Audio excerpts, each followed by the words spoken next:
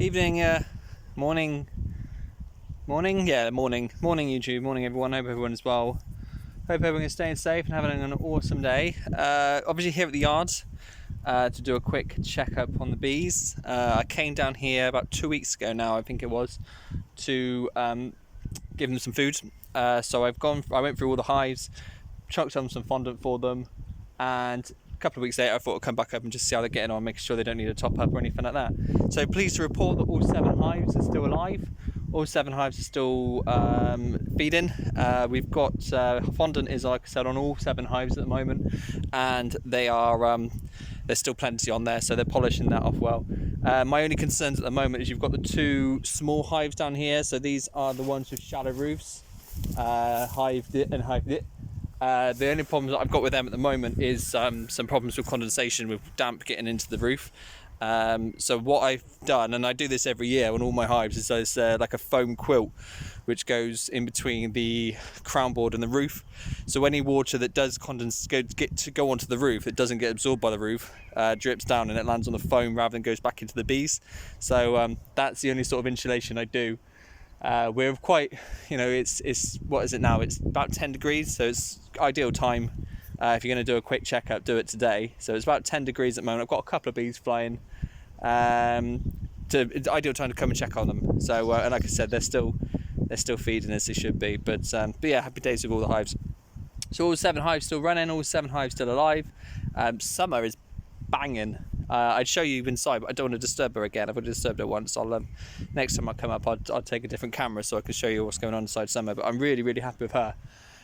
So that's Summer. The other hives, like I said, are still doing absolutely fine. It's not really that much to talk about regarding the bees, apart from they're still feeding, they're still doing all right, and they're all still alive, which is great. And I think the rain's just about to open up on me as well, so I think I picked this moment perfectly. As far as the yard goes, so I don't know how far you can see behind me there. So obviously we've got fencing behind us. We've got a tree back there. We've got a tree back there. We've got a couple of trees behind, and then we've got several trees down here. And also, I'll show you down here. And also down here as well. So we've got a little line of trees down here as well.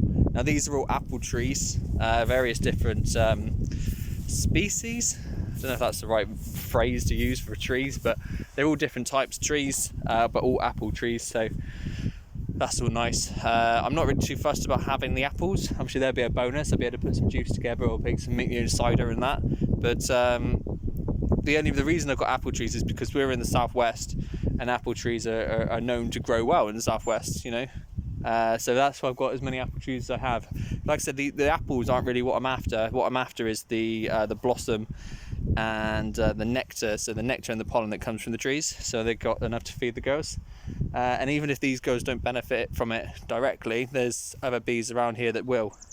So that's what they're doing. They should obviously start flowering over the next couple of years, and they're designed to flower at different parts of the season.